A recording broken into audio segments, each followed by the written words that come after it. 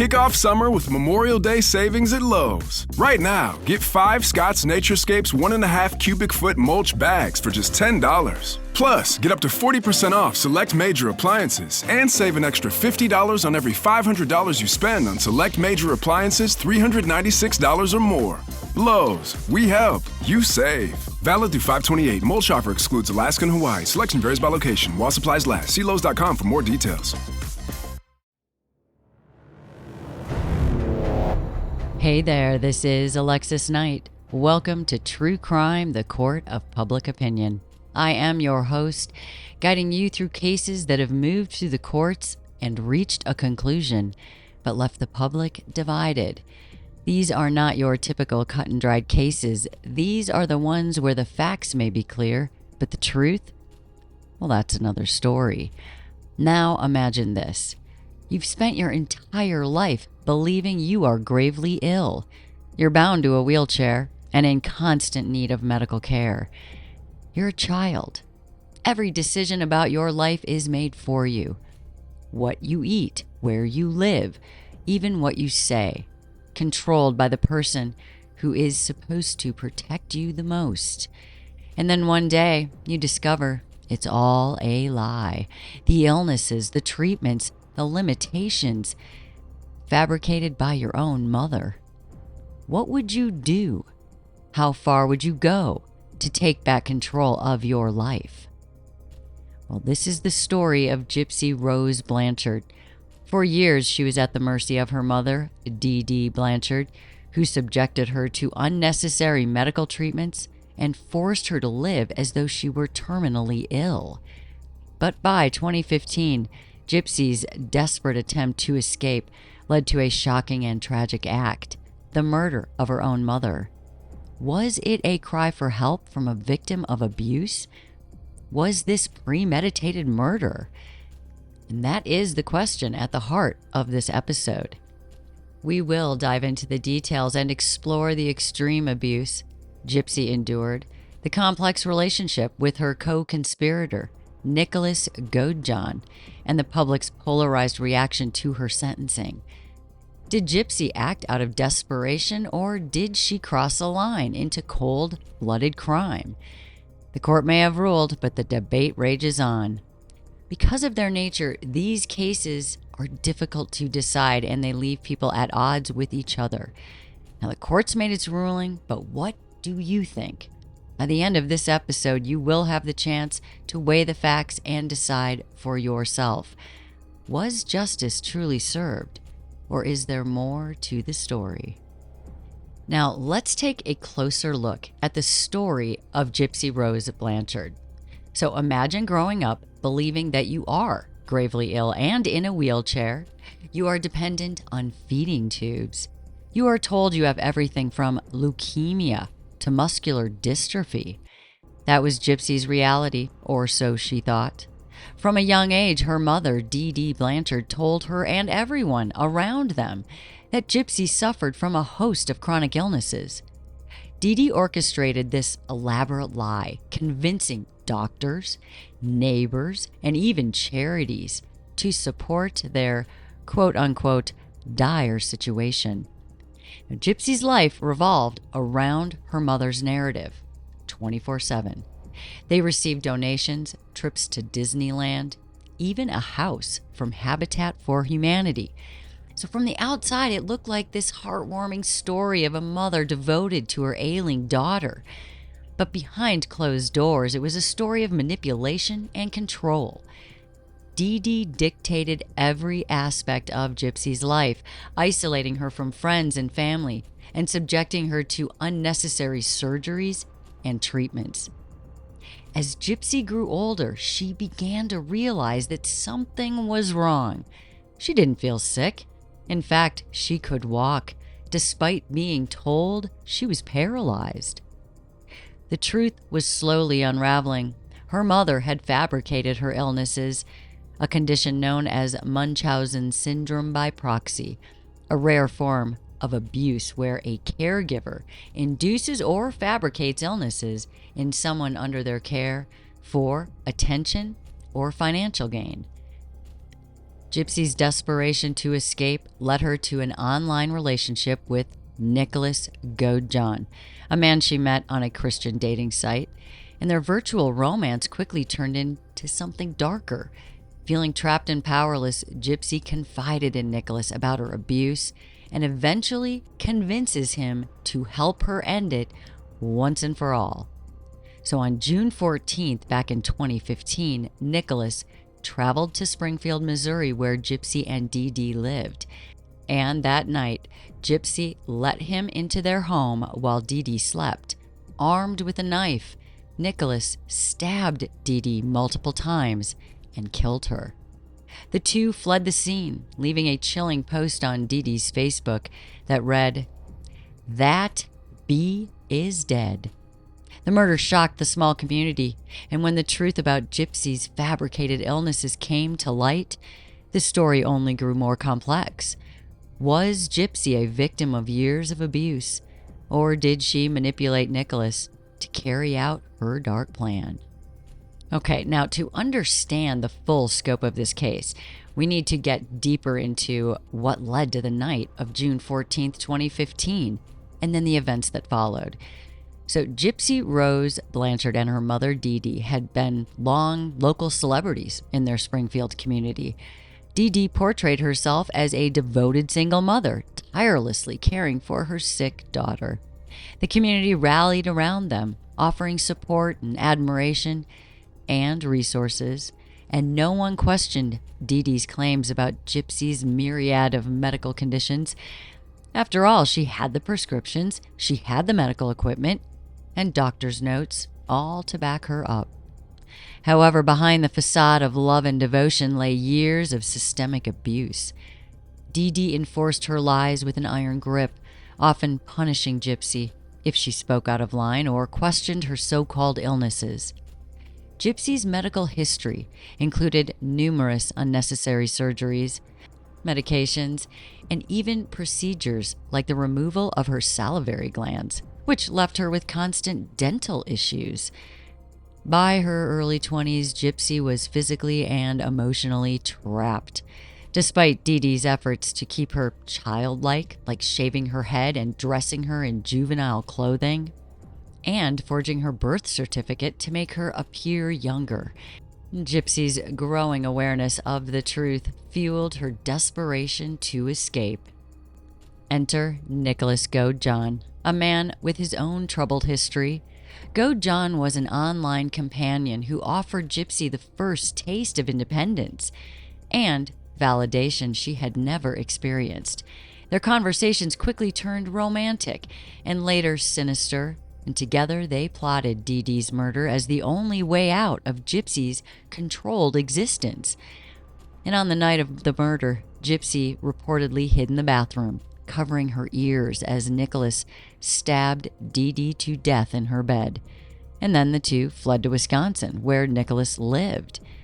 And their plan unraveled when police, of course, tracked the couple down after a series of social media posts and evidence left at the crime scene. And Gypsy and Nicholas were arrested just days after the murder. The court proceedings that followed were anything but straightforward. Gypsy's lawyers painted a picture of a young woman who had been brainwashed and abused for years, while the prosecution questioned her role in orchestrating the murder. The spotlight was now on Gypsy, and the world was left to decide. Was she a victim? Was she a criminal? Maybe she was both. The days following Dee Dee's murder revealed a story that shocked both the local community and the broader public. After the arrest of Gypsy and Nicholas, the truth about Gypsy's fabricated illnesses began to surface. Police uncovered a trove of medical records showing that many of Gypsy's alleged conditions were either misdiagnosed or outright fabricated by her own mother. Now, doctors who had treated Gypsy over the years were interviewed because, of course, they're doctors. Did they not know something was actually not wrong? And some admitted they had suspected Munchausen, but they didn't act on those suspicions. It's a very serious thing, and I'm sure that doctors are very aware of their reputations. They don't want to accuse someone who could be innocent. It's a very touchy subject. Now, the media frenzy that followed all of this, it painted a complex picture and a polarizing one. On one hand, there was Dee Blanchard, a woman who many viewed as a caring and doting mother, who had endured hardships while raising her sick child. But on the other hand, there was this revelation of her manipulative and abusive behavior, which included not only deceiving her daughter, but defrauding charities and organizations that had provided her financial assistance. The public's focus quickly shifted to Gypsy. Now, initially, her involvement in the murder led many to view her as a cold-blooded killer, one who had masterminded her own mother's death. However, as details of her abuse came to light, public opinion began to shift. Many people empathized with Gypsy's plight, seeing her as a victim who had reached a breaking point after years of torment. The revelation of Dee Dee's fraudulent behavior further complicated this narrative. Gypsy's defense team presented her as someone who had been mentally and emotionally trapped, arguing that her actions stemmed from desperation, not malice. And then you have Nicholas Godejohn, whose role complicated things further.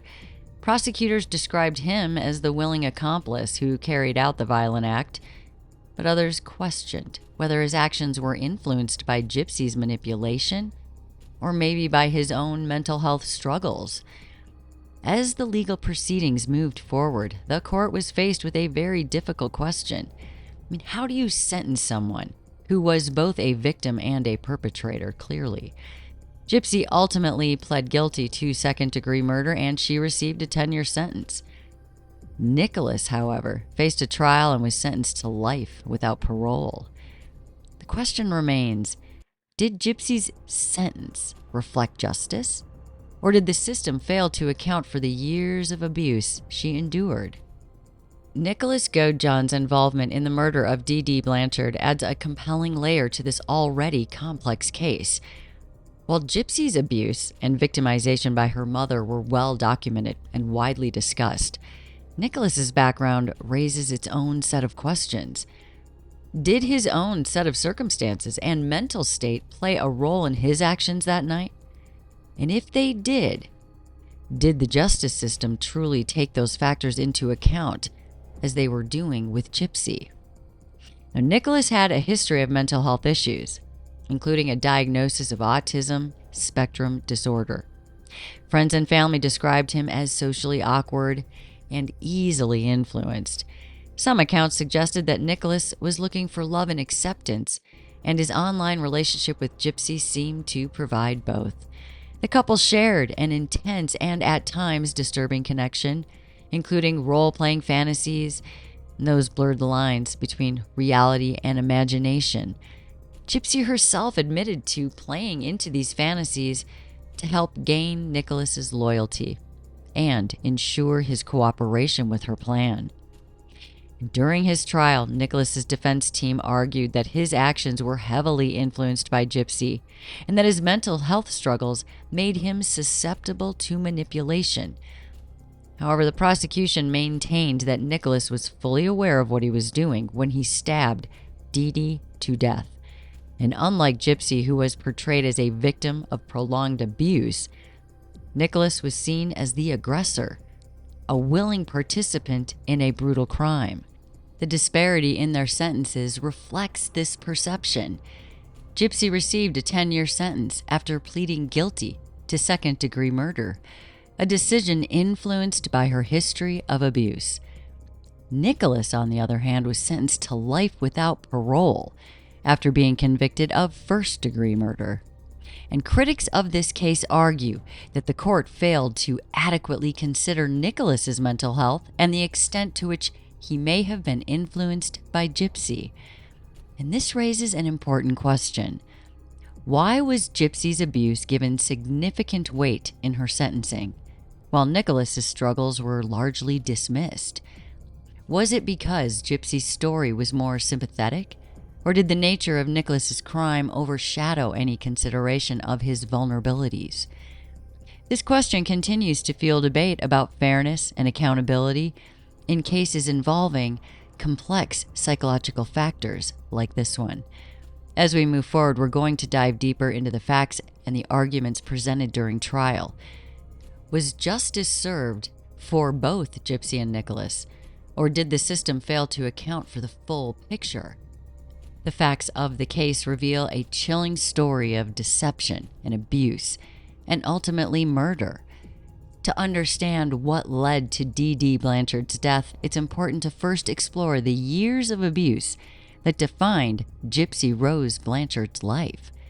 From the outside, D.D. appeared to be a devoted single mother who was sacrificing everything to care for her gravely ill daughter. She often spoke of Gypsy's numerous medical conditions: epilepsy, muscular dystrophy, leukemia, and a supposed need for the wheelchair, none of which were supported by concrete medical evidence. Dee manipulation extended to medical professionals. Over the years, she moved frequently, possibly to avoid scrutiny from doctors who might question Gypsy's conditions. Dee presented convincing documentation, including forged medical records, and she often claimed that Gypsy's father had abandoned them, which was untrue. In reality, Rod Blanchard, Gypsy's father, sent monthly child support payments and attempted to maintain contact with his daughter, though Dee kept him at arm's length. Gypsy underwent numerous unnecessary medical treatments, including surgeries, medications, and eventually that surgery to remove her salivary glands, which caused severe dental issues. She was also forced to use a feeding tube despite being able to eat normally. Dee controlled every aspect of Gypsy's life, limiting her access to the outside world and enforcing the illusion of illness through physical abuse and psychological manipulation. Now, the turning point came when Gypsy discovered the truth. She could walk. Her medical conditions were fabricated, and her mother's control was absolute. Feeling trapped, she turned to the internet, where she found an escape in Nicholas Godejohn. Their relationship began as a typical online romance, but quickly escalated into a plan to free Gypsy from her mother's grasp permanently. The night of the murder was the culmination of years of abuse and months of planning. Gypsy allowed Nicholas into their home while Dee slept. Armed with a knife, Nicholas went into Dee's bedroom and stabbed her multiple times, killing her, while Gypsy waited in the bathroom, covering her ears to block out her mother's screams. And after the murder, the two flee. They go to Nicholas's home in Wisconsin, leaving a trail of evidence that would quickly lead to their arrests. And this is where the case takes a turn.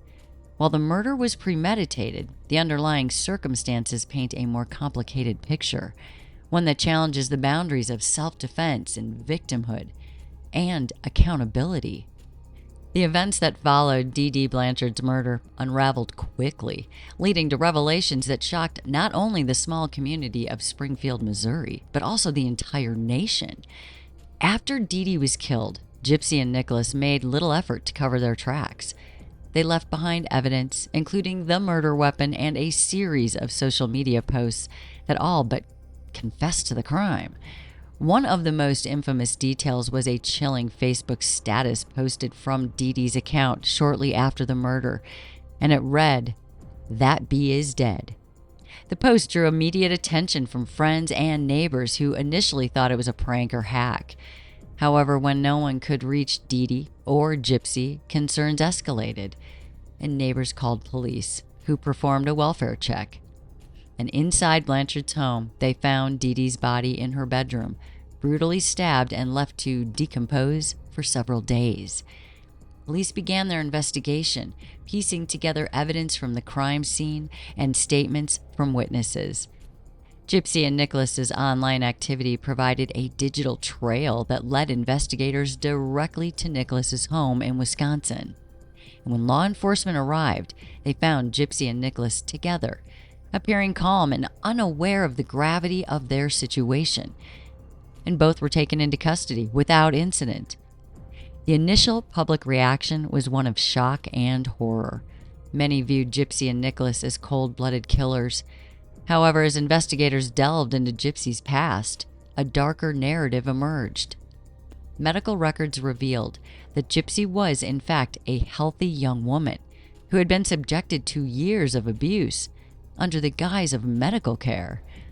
Dee had orchestrated an elaborate scheme of fraud and manipulation, exploiting her daughter's fabricated illnesses to gain sympathy and financial support from charities and well-meaning individuals. The evidence against Dee was staggering. Numerous doctors had raised red flags about the inconsistencies in Gypsy's medical history, but none had taken decisive action to intervene. Friends and neighbors who had supported Dee and Gypsy for years, they were all horrified to learn the extent of the deception. The once sympathetic image of Dee as a devoted mother crumbled, replaced by a chilling portrait of a manipulative abuser. This shift in perception complicated the case against Gypsy.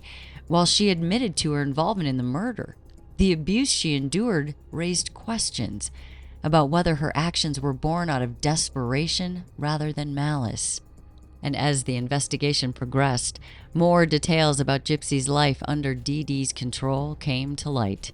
The evidence painted a harrowing picture of abuse that went far beyond physical confinement and medical manipulation.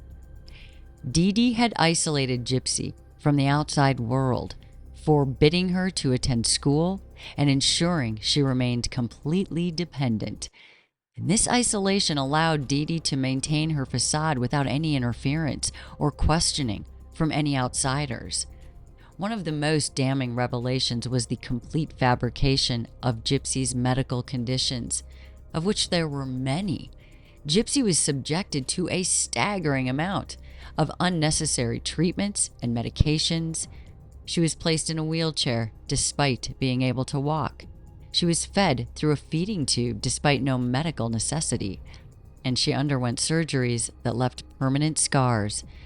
These procedures were based entirely on Dee's false claims, which she backed up with forged medical documents and exaggerated symptoms during doctor visits. And the abuse was not limited to the medical realm. Dee used physical and psychological control to enforce her lies. If Gypsy spoke out of line, if she questioned her mother's narrative, Dee would retaliate, sometimes through physical punishment. Friends and neighbors described Dee as overbearing, with one neighbor noting that Gypsy was more like a prisoner than a daughter. The revelation of Dee's behavior changed the narrative surrounding her murder. Initially seen as a helpless victim, Dee's true nature was exposed as a manipulative abuser who exploited her daughter for financial gain and attention. The sympathy once directed at Dee shifted toward Gypsy, raising questions about how someone in Gypsy's position could escape such a dire situation without drastic measures. How could it be done? And this shift was further amplified by testimony from medical professionals and experts on Munchausen syndrome by proxy. They explained how Dee's behavior fit the profile of someone with this disorder, characterized by a need for attention and validation through the fabrication of illness in another person. Now, Gypsy, as the victim of this abuse, was portrayed as someone who had been brainwashed and left with no viable way out of her situation. But the question loomed. Could someone who had endured years of such abuse be held fully accountable for their actions? Or was Gypsy's decision to orchestrate her mother's murder an act of survival in the face of unimaginable control and manipulation? As the truth about Dee's abuse became widely known, the case against Gypsy and Nicholas took on a new level of complexity. Prosecutors faced a very difficult task: how to balance Gypsy's role as both a victim of years of abuse and an accomplice in a brutal murder. While it was clear that Gypsy had suffered greatly under her mother's control, her involvement in planning the crime raised questions about intent, accountability, and the limits of self-defense. Gypsy's defense team argued that her actions were the result of years of psychological and emotional manipulation, and they presented evidence of her fragile mental state, shaped by a lifetime of isolation and abuse. Testimony from psychologists and experts on Munchausen syndrome by proxy highlighted how victims of this form of abuse often develop a distorted sense of reality, leaving them unable to make rational decisions. In Gypsy's case, the abuse was so severe that she believed murder was her only way out. But now Nicholas Godejohn's trial followed a different trajectory. While Gypsy was portrayed as a victim who acted out of desperation, Nicholas was cast as the aggressor.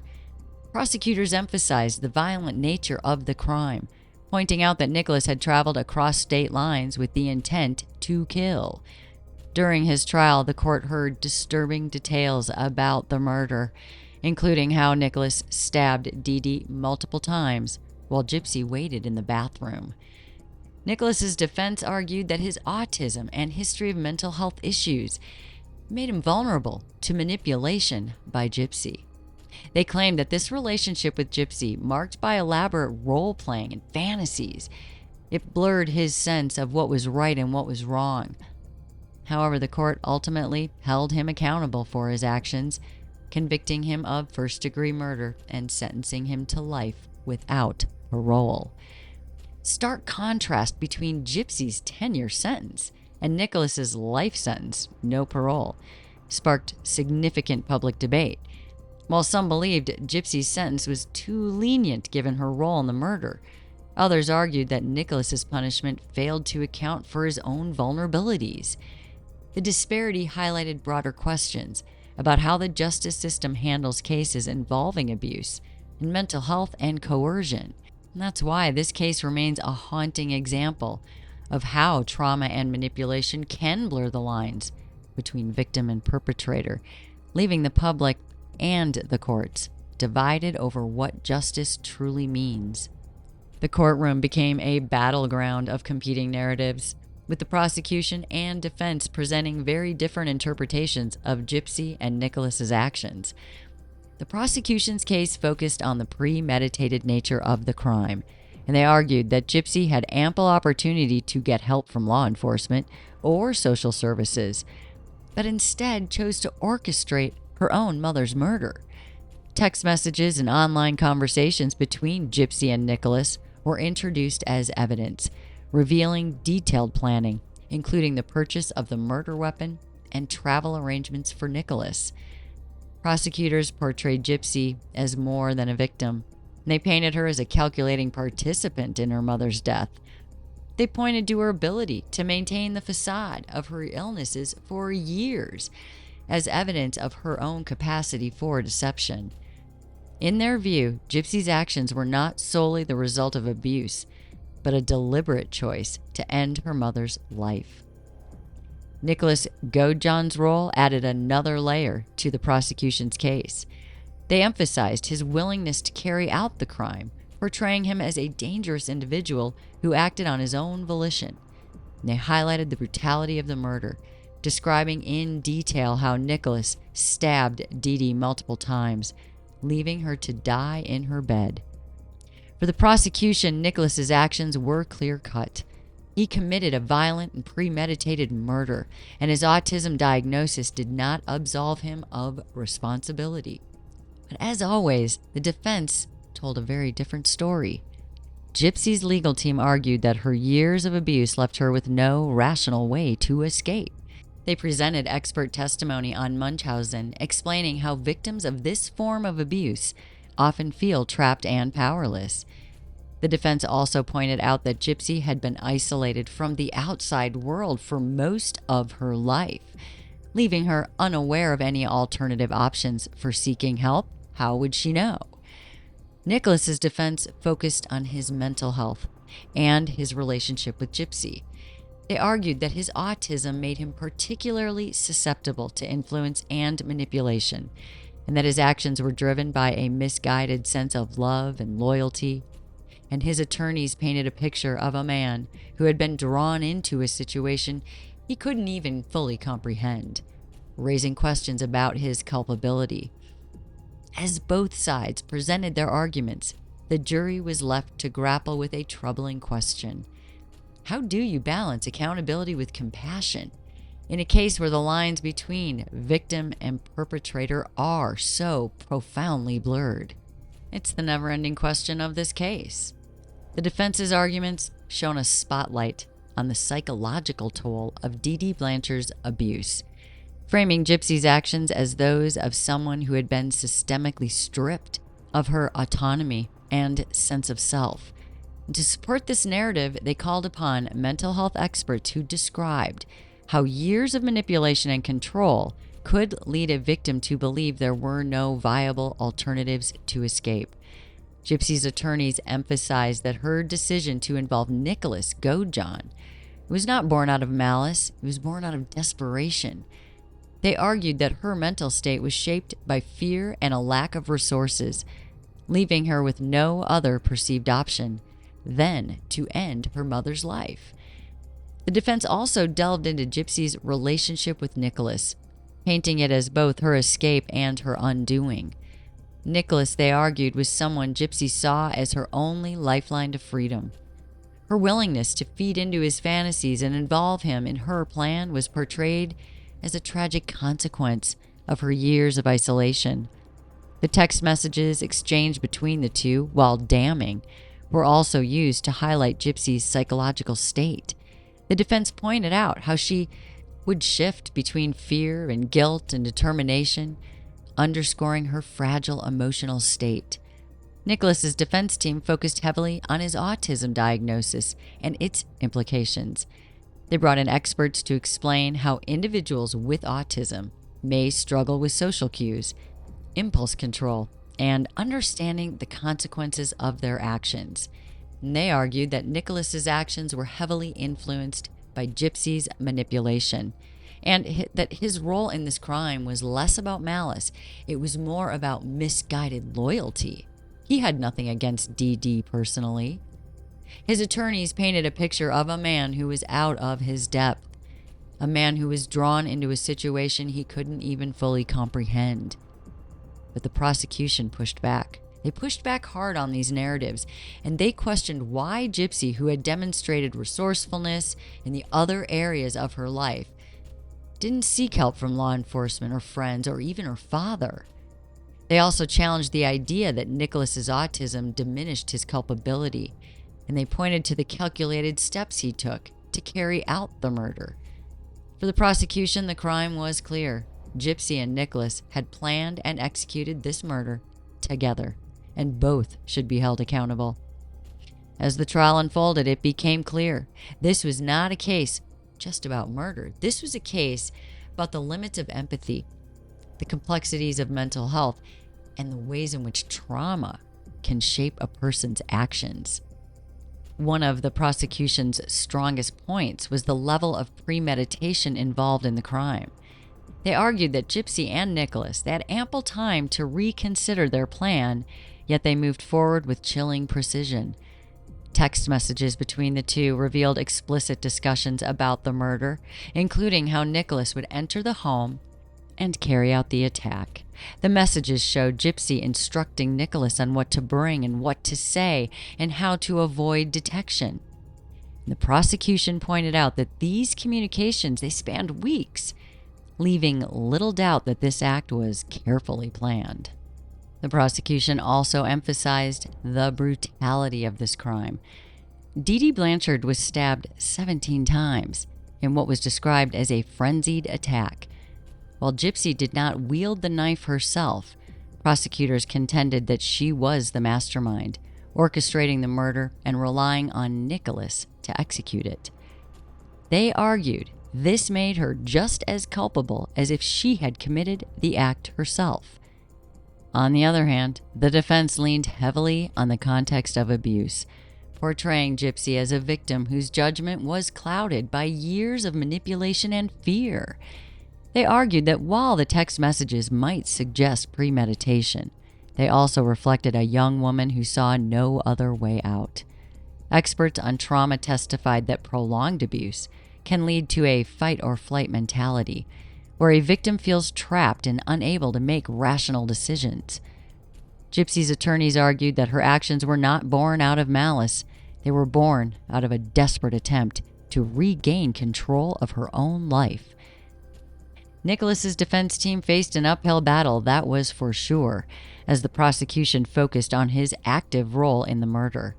Now, to counter this, they presented evidence of his mental health struggles, including his autism, and experts testified that Nicholas's condition made him more susceptible to influence, particularly from someone like Gypsy, who was desperate for help. His attorneys painted him as a man who wanted to be a hero in Gypsy's eyes, even if it meant committing an unthinkable act. The arguments on both sides left the jury to grapple with a difficult decision. How much weight should be given to Gypsy's and Nicholas's mental states versus the cold, hard facts of the crime? The answers were anything but clear. The jury's deliberations and the subsequent verdicts reflected the complexities of this case. For Gypsy, the court took into account her years of abuse, her mental state, and the unprecedented circumstances of the crime. By accepting a plea deal, Gypsy avoided a trial and received a 10-year sentence for second-degree murder. Her attorneys argued that this outcome acknowledged both her culpability and her victimhood, striking a balance between justice and compassion. Now, Nicholas Godejohn's case, it was far less forgiving. The prosecution presented him as the driving force behind the violence, emphasizing the brutality of Dee Dee's murder and his willingness to carry out Gypsy's plan. Despite his defense team's efforts to highlight his autism and susceptibility to manipulation, the jury did find him guilty of first-degree murder, and he was sentenced to life in prison without parole. So different than Gypsy's relatively lenient punishment. The differing sentences obviously sparked widespread debate. Of course it would. Some believed Gypsy's punishment was just too light, arguing that her involvement in the murder was substantial and it was deliberate. Others felt Nicholas's sentence failed to account for his mental health and the role Gypsy played in drawing him into this crime. The public's reaction reflected the broader questions raised by the case. How should justice account for trauma, manipulation, and mental health when determining culpability? And where should the line be drawn between victim and perpetrator? As we move into the next section, let's get into these questions that were fueled by public debate and why this case is such a focal point of controversy. The case of Gypsy Rose and Dee Dee Blanchard remains one of the most polarizing in recent true crime history. At its core, the controversy stems from the blurred lines between victimhood and criminality. On one hand, we have Gypsy's years of abuse under Dee Dee's control. It's undeniable, and it paints her as a victim who did act out of desperation. But the premeditation involved in the murder led many to question whether her sentence was really just too lenient. The media played a significant role in shaping public opinion, as it always does. Early coverage focused on the shocking details of Dee Dee's lies and Gypsy's fabricated illnesses, and it created a wave of sympathy for Gypsy. Documentaries and interviews involving Gypsy's own accounts of her abuse further solidified her image as a victim. However, as the trial unfolded and evidence of her role in the murder came to light, this narrative shifted. Critics argued that the focus on Dee Dee's abuse overshadowed Gypsy's accountability. Nicholas Godejohn's trial introduced a new layer of controversy. While Gypsy's abuse was central to her defense, Nicholas's mental health and susceptibility to influence, they weren't given the same weight. His life sentence without parole sparked debates about fairness, with some questioning whether the system had failed to consider his vulnerabilities. Stark contrast between their sentences continues to fuel public debate even now. Was Gypsy's punishment appropriate, given her role as both victim and perpetrator? What do we think of her now that she's been out for a while? Was Nicholas treated unfairly because his story lacked the same media attention and sympathy? These questions highlight the broader challenge here in society of balancing accountability with empathy in cases involving trauma and mental health. Was this a case where the media got so much sympathy for Gypsy Rose and how everything was presented to everyone about her abuse that someone else had to pay, but someone would pay in the end? And that's why Nicholas's conditions were so ignored? He was pulled in as a romantic partner. He was susceptible. He is in prison for life. The public perception is divided still, reflecting broader societal challenges in addressing justice for victims of abuse who end up committing crimes. While many see Gypsy's sentence as a fair acknowledgement of her traumatic past, others argue if it sets a very concerning precedent. If years of abuse can mitigate the consequences of a premeditated murder, where should the line be drawn? Media portrayal also played a significant role in shaping this debate. Documentaries like Mommy Dead and Dearest humanized Gypsy, diving into the psychological scars left by her mother's abuse. However, critics pointed out that these portrayals often minimized the gravity of her actions. The gruesome details of Dee Dee's murder were overshadowed by the shocking revelations of her manipulation. Which is worse? It left some to question whether the narrative had become too one-sided. Now, in contrast, Nicholas Godejohn's story received far less sympathy, very obviously. While Gypsy's abuse was seen as a key factor in her reduced sentence, Nicholas's mental health and his own struggles were largely overlooked. Many argued that his autism and susceptibility to influence should have been more thoroughly considered during his sentencing. The disparity between their punishments became a focal point, raising uncomfortable questions about how justice weighs mental health and coercion. Ultimately, this case, it forces us to confront the truths about our legal and moral frameworks, whether it's comfortable or not. How do we define justice in cases where someone is a victim and then becomes a perpetrator because they're a victim? Everything overlaps. And what does this case reveal about the ways we judge people who are shaped by trauma? These questions keep the story of Gypsy Rose and Nicholas Godejohn alive in the court of public opinion, long after the legal rulings were made. As we've unraveled the details of this case, one thing is clear.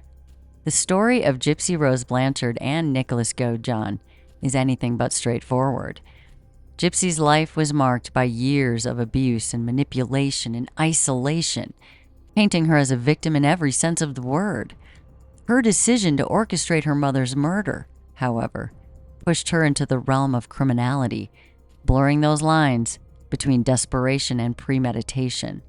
Her 10-year sentence, while significant, reflects the court's acknowledgement of the trauma she endured. And then there's Nicholas Godejohn. His role in the murder was undeniably active. He carried out the violent act. But was he truly the cold-blooded killer the prosecution portrayed?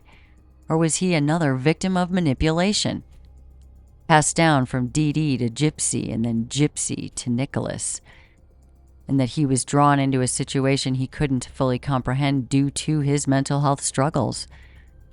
His life sentence without parole raises questions about how our system handles cases involving neurodiversity and influence. And was he just a victim of someone's gotta go for this crime? This case challenges us to consider the broader implications of justice. Should the context of a crime outweigh the crime itself? How do we weigh the mental states of those involved when determining accountability? The answers are far from simple, and perhaps they will never be. And so now it's your turn to weigh in. Was justice truly served in this case? Did Gypsy's sentence strike the right balance between compassion and accountability? Or should it have been harsher, given the premeditated nature of the crime? And what about Nicholas? Does his life sentence fairly reflect his role? Or did the justice system fail to account for his vulnerabilities and mental health? As you reflect on the facts and the arguments, ask yourself, what does justice look like in a case like this? Are we too quick to draw lines between victim and perpetrator? Or are those lines necessary to maintain accountability? Thank you for joining me in True Crime, the Court of Public Opinion. Stay safe out there, guys. Ask the difficult questions and always dig for the truth. Until next time, this is Alexis Knight.